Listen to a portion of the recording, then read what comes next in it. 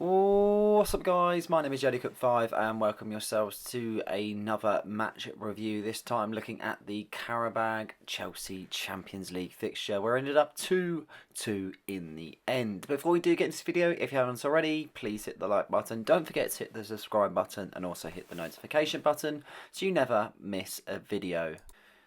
Qarabag 2, Chelsea 2 then, not ideal but at the same time I still don't think it's put us in a bad situation to some degree. Let's get into the game anyway. We knew what to expect. Qarabag have obviously had a good Champions League campaign so far, in fairness, winning the two previous three games that they had previously played. So not a bad outfit. I know we've played them previously and had some good results against them, but this is very much a different team now these days. So interesting to see how that will kind of planned out at the time. And they started fairly well. Decent bit of pace into the ball, kind of moving fast, kind of creating moments to be able to kind of push the players off the ball. So they started fairly well, in fairness. For Chelsea, kind of started not the best, not in terms of performance, but more in terms of injury woes. Romeo Lavia left the field, unfortunately, as he pulled up with a muscular issue, and unfortunately he had to be taken off, and Moises Caicedo filled his place. Popped on Moises Caicedo, and things turned around for ourselves straight away in terms of luck as Esteban Willian opened up the scoreline with 16 minutes played in the tie. He made a lovely bit of play where Andre Santos played him in.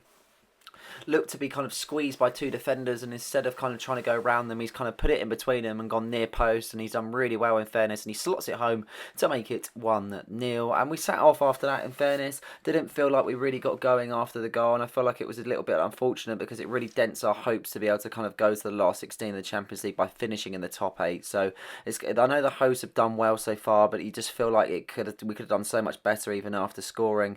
And unfortunately we conceded in the 29th minute. Hato had an absolute stinker, in fairness. Just had a moment where he had a lapse in concentration where he kind of misplaced his footing. I don't even know. He kind of went over, he misplaced the ball. It was a bit of a weird moment where he lost the ball, in fairness. And they had a chance, had a great chance. He hit the post initially on Dure, and then he hits it. It comes straight back at him, in fairness, and it's just a simple tap. And he still has to do a fair bit at that point in time with players kind of pressuring him and so on. But a tap in the, well, I wouldn't say a tap in. It was a decent finish, but a goal nevertheless.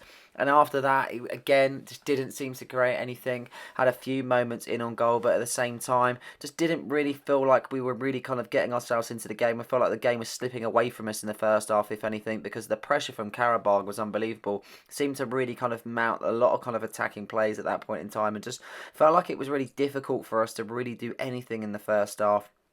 And then obviously that moment where we concede a penalty and you think, right, this is not going well. Ball whipped into the area. Hato looks to be able to kind of see if he can kind of clear it, but he's done it with his hand instead, unfortunately. And it's a penalty. It's one of those. I know it's a kind of a tricky situation to be in, but at the same time, it's a penalty, and he's blocked the ball, and it's his hand's not exactly in the most natural position. He sends the keeper the wrong way, and Jankovic opens up a 2-1 lead.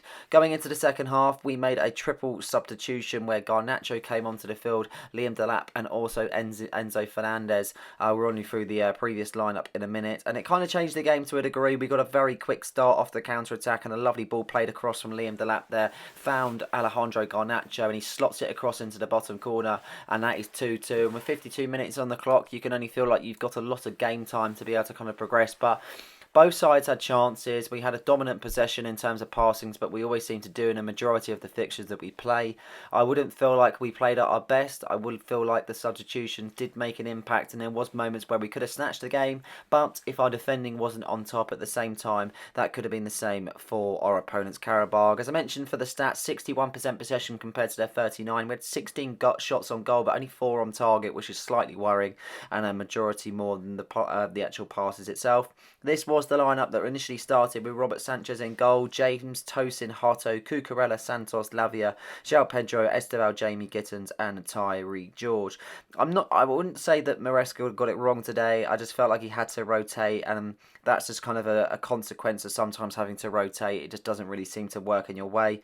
There was good moments for some players, not so much for Tosin. I felt like he was poor again. Hato thought it was really, really poor. Cucurella defensively overall just didn't really seem to help.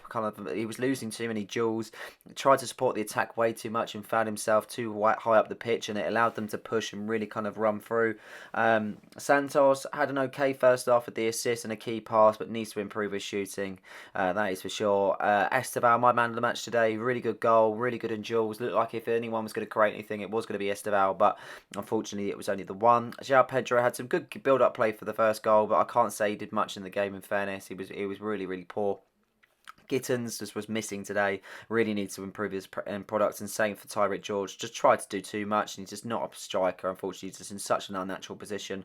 Caicedo had a solid performance as well as Enzo. I feel in some ways Enzo was slightly frustrating in the passes, but had good influence on the attack.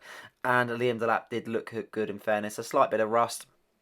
But at the same time, he obviously created that moment for Garnacho, and at the same time looked very active in the attack with the last two players, Garnacho and Buonanotte. Very little impact for Buonanotte, and had a great shot that was just near the post. And obviously Garnacho with a goal looks really promising. Feel like he's improving a lot, and at the same time I feel like he's a decent buy coming on. I feel like he will start on Saturday. But that is it for this episode. Hope you guys have enjoyed this one. Please like and subscribe for more content, and don't forget to hit the notification button so you never miss a video. Cheers.